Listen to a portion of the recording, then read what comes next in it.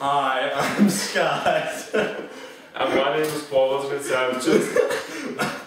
Today we're going to be showing how to replace an alternator On a Mitsubishi Eclipse. DSL. that explains everything. It's broken. Now, an alternator's purpose is to charge the battery. If you had no alternator, your battery would die pretty soon and you couldn't be able to drive far from the house, as he knows. But you know, alternators, they tend to go out after a few years or, you know, a few 100,000 miles.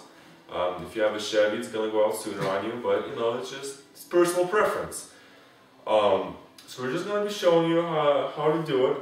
Here are the tools you're going to need. You're gonna need a 12 deep socket, just the socket, alright?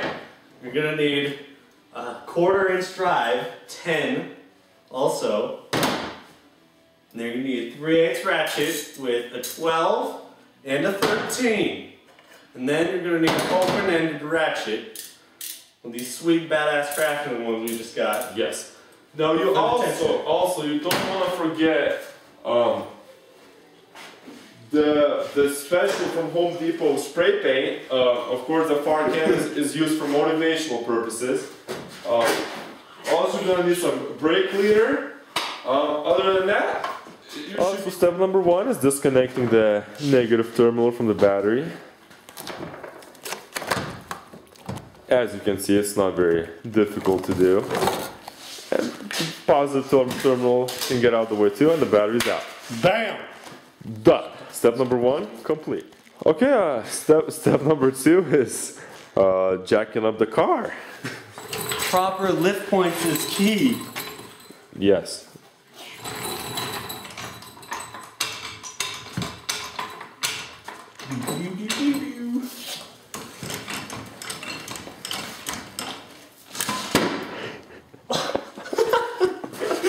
Proper lift points, yes. You always want to make sure you have it in the spot you intended for it to be. Like this time. As you can see, it's working great. You want to make sure you put jack stands underneath the car after you jack it up. It's just another, precaution to make sure you're safe. Next step is loosening the tensioner and taking out the serpentine belt. You're gonna need a 12mm open-ended ratchet to loosen the tensioner. Oh, that's hot. The best way to do it is more than likely from the bottom, which I'm going to have to do here. Oh, and you gotta wear your safety goggles. Safety first. Of course, every time. Jeez. And as you can see, the car is placed safely on the jacks. Take a video, bro.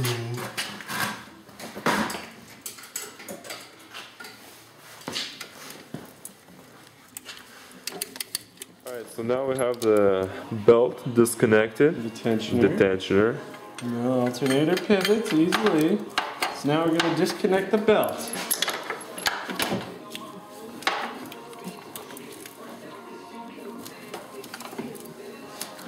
Now we got no more alternator belts on there. Alright, the next step after that would be to disconnect the positive that goes, or the lead that goes from the battery to the alternator to charge the battery once the alternator is running. You're going to need the deep socket 12 to get that. Mitsubishi. Right there, 10, 12, 14. Alright, so you're going to take it off here. Oh shit. Action shot.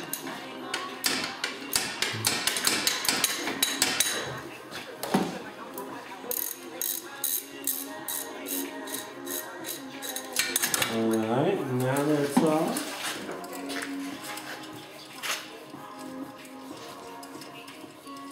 And if you magically didn't put this back on, your alternator would not charge your battery. And you'd be on the side of the road like we were. Yeah. So now, as you can see, the lead is disconnected from the alternator. see, we ran into some difficulties of accessing the alternator. In the meantime, the power steering pump has come out and the oil filter is out too. Now, to add to that, we've also added some new upgraded tools. We have an air compressor now. Also, we have an air ratchet. So we're gonna do this in the quick style way, using air tools. It works. You do not necessarily need an impact socket for this. Craftsman warranties all their tools, so you're good.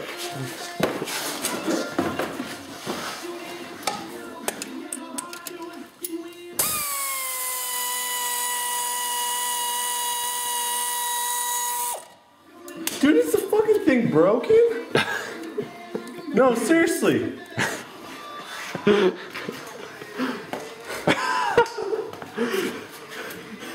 No, because it should be coming out right now.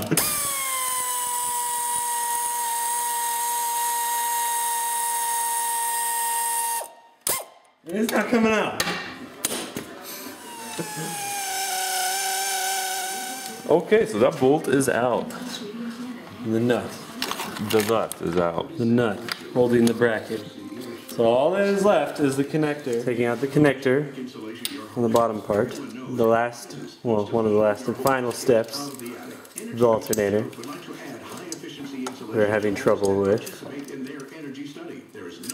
There we go. Bam. Oh, what a good connection right here. We were able to get the alternator out. Now it's just the process of pulling it out all the way. That is completed. You can see the alternator is out, and the next step for you would be to get a new alternator and put it back in. Process of putting the alternator back in. So we have smacked the alternator into place.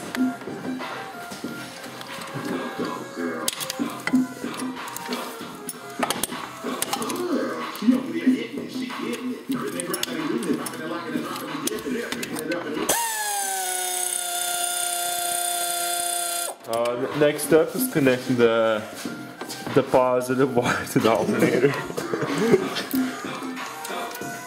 Bam!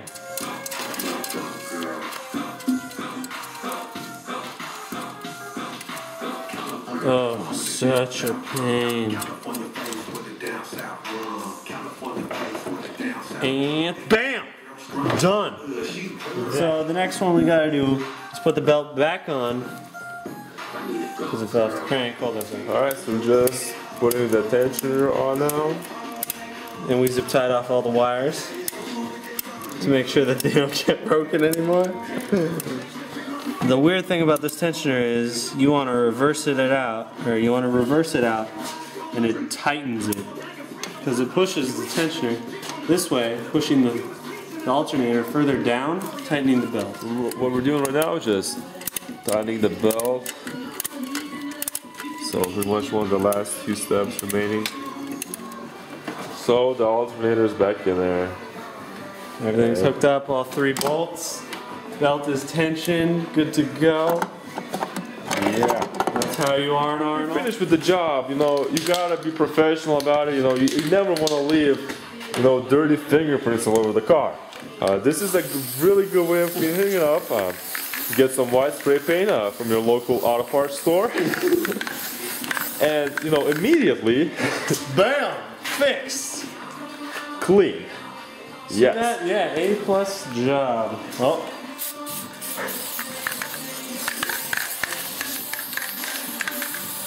No grease stains at all. Yes, yes. And then, to top it all off, you always want to use brake cleaner. There's plenty of brake cleaner. Make sure it's shiny. Good to go. Yes.